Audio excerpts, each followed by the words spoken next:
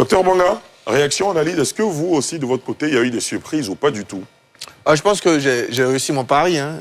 J'avais déjà dit sur ce plateau que... non, pas sur ce plateau, c'est c'est ma première sur. Vous voulez dire dans NCI 360 hein, que déjà certains pontes n'allaient pas être présents.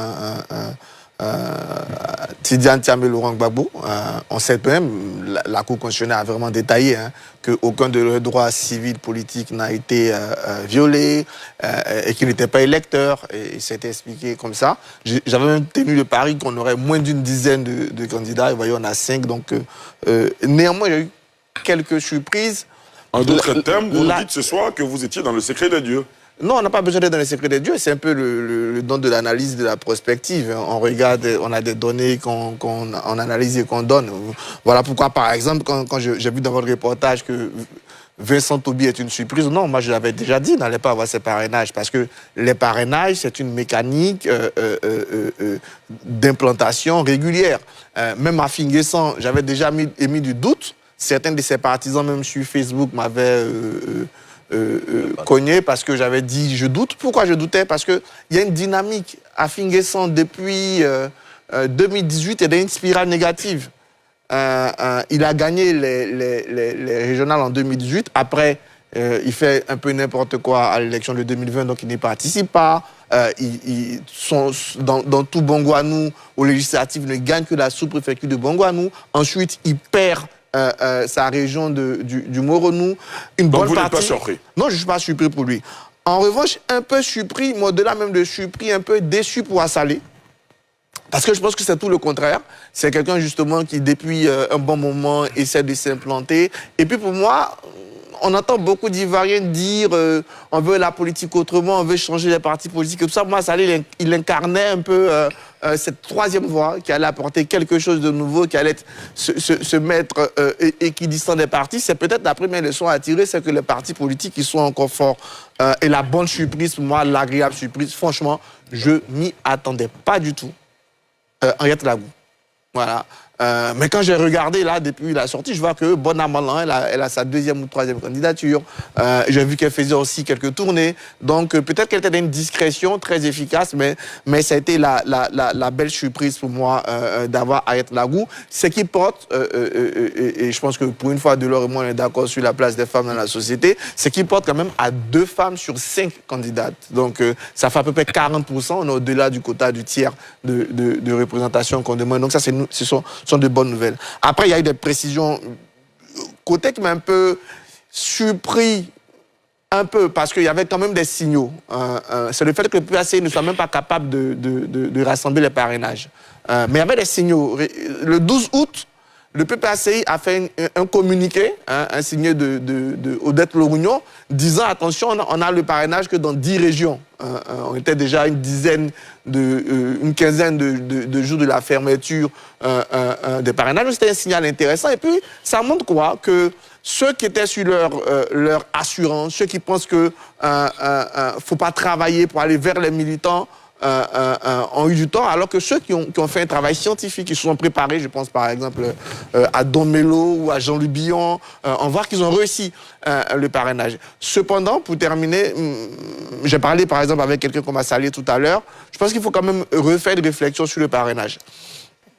Comment on peut avoir souvent des milliers d'erreurs sur des numéros de carte d'électeurs, des milliers d'erreurs sur des numéros de carte d'identité, ça c'est à voir, même si faut bien préciser que la CEI l'avait anticipé en tirant les leçons de l'expérience de 2020, en donnant des tablettes. Mais quasiment aucun ne l'a utilisé. Parce que pour eux, justement, utiliser les tablettes de la CEI, c'était pour certains de bonne foi compliqué, pour d'autres de petites mauvaises foi, un piège, etc. Et puis finalement, la logique est respectée, le droit a été dit, on peut ne pas être d'accord ou d'accord, le droit a été dit pour revenir à Delors, non, la candidature de Alassane Ouattara, elle est légale, la Cour constitutionnelle l'a validée, ça n'empêche pas de vouloir le changement. Ceux qui veulent le changement, justement, ils ont 4 options pour le changement, donc leur carte d'électeur est leur arme, ils pourront l'utiliser, mais on ne peut pas contester tout le temps, de façon sempiternelle, la légalité de la candidature de Alassane Ouattara, puisque pour la 4e fois, le Conseil constitutionnel, en 2010, en 2015, en 2020 et en 2025, vient de consacrer la légalité de la candidature de Alassane Ouattara. Il faut l'accepter. On peut ne pas être d'accord avec la loi. Mais le débat n'est pas la légalité, justement. C'est pas le débat. Le débat n'est pas la légalité, on parle du problème moral que ça pose. Alors, en termes de limitation des mandats et des démocraties, des dynamiques démocratiques. Je peux répondre. Laisse-moi Delors. Bon, si on s'y met, on va pas s'en sortir. Laisse-moi Delors. On va observer une discipline que je vous connais. On va laisser chacun terminer son développement et ensuite, si vous avez des relances, vous le ferez. Voilà, je termine légalement, il n'y a pas de problème. Et quand on n'est pas d'accord, quand on veut le changement, il y a les jeunes, on se manifeste. Parce que la démocratie aussi, c'est accepter la majorité. Et si la majorité des Ivoiriens veut qu'Alassane Ouattara parte, comme les Sénégalais en 2012, ils ont été dans la rue pour dire, Y'en a marre a été dans la rue pour dire non au 3e mandat de Macky Sall. À partir du moment où Macky Sall a été reconnu par la Cour constitutionnelle, ils ont changé d'armes, ils ont pris leurs armes, leur carte d'électeur et ils ont battu Macky Sall. Donc tous ceux qui veulent le changement en Côte d'Ivoire, mais c'est tant mieux, vous avez 4 options. Sachant que l'un des votes n'annule pas, puisqu'on peut avoir un 2e tour, ils ont le champ, comme Delors, d'aller manifester leur volonté de changement dans les urnes. Très bien. Arthur Manga? Je suis d'accord avec André sur la fin déjà. Il faut une enquête. Faut pas, effectivement, s'ils sont payés, s'ils sabotent, ça va aller plus loin. Donc, moi, je pense qu'il ne faut pas jouer avec la vie des gens. Moi, j'ai vu des candidats parrainés. Je parle encore d'Assalé qui s'est déplacé dans toute la Côte d'Ivoire pour aller égrener des parrainages. Donc, si des gens sabotent, il faut les punir, encore que la loi le prévient. Mais je demande aussi, il faut voir avec les juristes, si celui qui est victime du préjudice, c'est-à-dire les candidats qui ont été éliminés par double parrainage, ne peuvent pas eux aussi... Alors, je vous lis cette note qui tombe à propos. Il est important de souligner que ce sont les données qui ont été fournies par les candidats eux-mêmes. Le Conseil constitutionnel vérifie les données de parrainage fournies par les candidats. S'il y a des faux, cela relève de leur responsabilité. C'est pour ça qu'il faut utiliser... C'est pour ça qu'il faut utiliser les tablettes. C'est pour ça qu'il faut utiliser les tablettes. Parce que les tablettes ont été mises en place pour ça. Sauf qu'au-delà, il y a de la suspicion souvent incompréhensible envers les institutions. Certains sont dit s'ils mettent dans les tablettes. Bon, voilà les conséquences. Mais il faut aussi punir ceux qui le font. Je pense qu'il faut trouver le mécanisme pour punir ceux qui le font. Peut-être que les candidats aussi ont été trompés.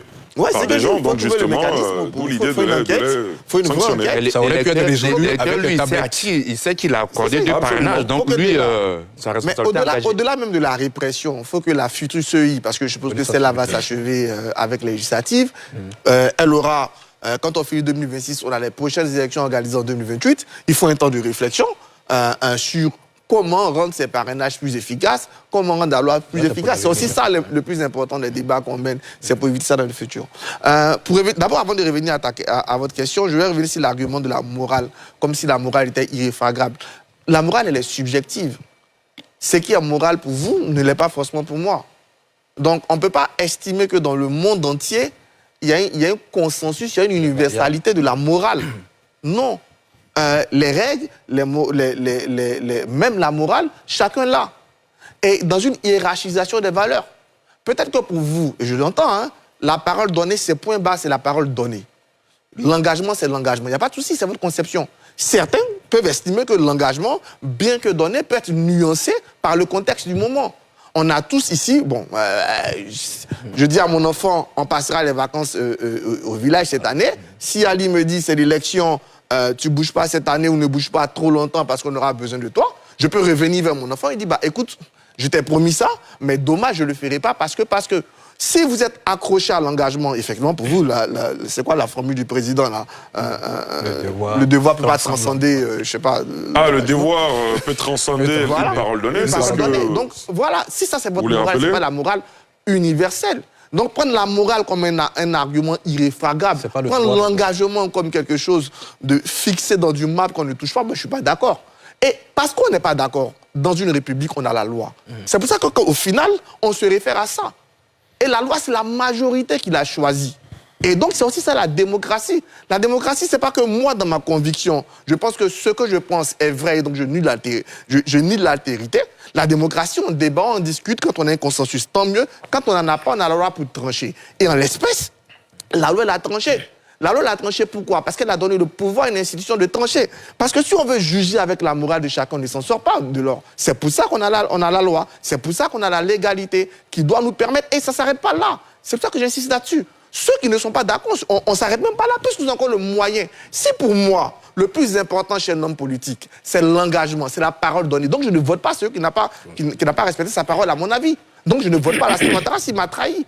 Bah oui, c'est ça la solution. Plutôt que de se morfondre, de pleurer, de pleurnicher, non, sinon non, personne ne pleurniche, personne ne se morfond. Il faut contrôler les mots que vous utilisez, M. Atu Banga. Non, parce que généralement, oui, moi je n'admets pas ces mots-là. Je ne suis pas d'accord. Il faut me parler avec politesse. D'accord, jusque là, je suis très poli.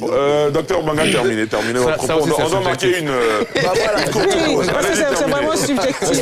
On vous a bien compris. Voilà. Donc, non, moi, ça m'agace un peu d'avoir cet argument. Non, mais on comprend que ça puisse agacer.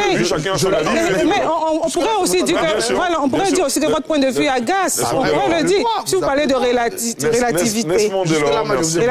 vous ai écouté religieusement. Allez-y. La pub, c'est terminé. Moi, personnellement, je voulais que Alassane Ouattara se comporte, soit un Pygmalion, qu'il soit un mentor, mais il en a décidé autrement, son parti en a décidé autrement. Si pour moi, c'est rédhibitoire, je ne le vote pas. Et la majorité aura décidé aussi, c'est la démocratie. Pour revenir sur la question du départ, qu'est-ce que le PDCI, le RD, qu'est-ce que l'opposition fera s'il n'y a pas de boycott ou alliance en vue de constituer une alternance? Il n'y a pas trop de surprise. Quand on voit comment le PDCI, RDA et le PPACI se sont fondus dans du jusqu'au-boutisme, dans de l'idolâtrie obsessionnelle autour de Laurent Gbagbo et de Tidiane Thiam, parce qu'il y avait rien de logique dans leur comportement.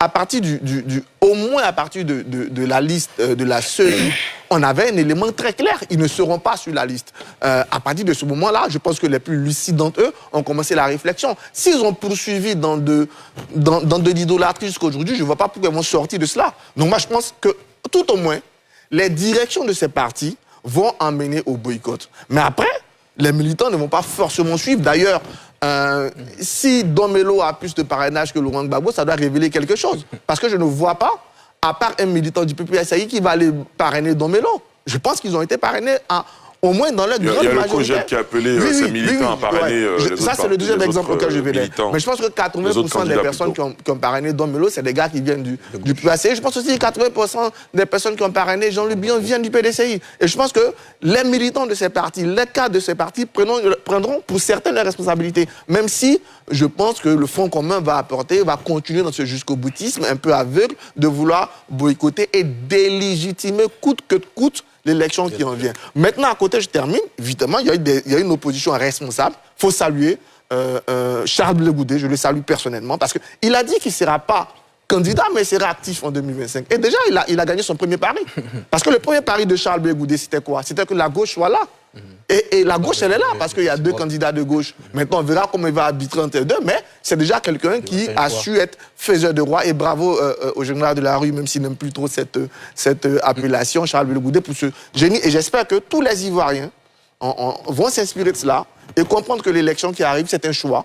On n'est pas obligé d'être dans l'absolutisme, on n'est pas obligé d'être dans l'idolâtrie. On peut se contenter d'un plan B ou de quelque chose qui, à défaut de ce qu'on veut, peut nous satisfaire. D'accord. On va marquer une courte pause et revenir derrière. Laisse ton avis sur les échanges en commentaire.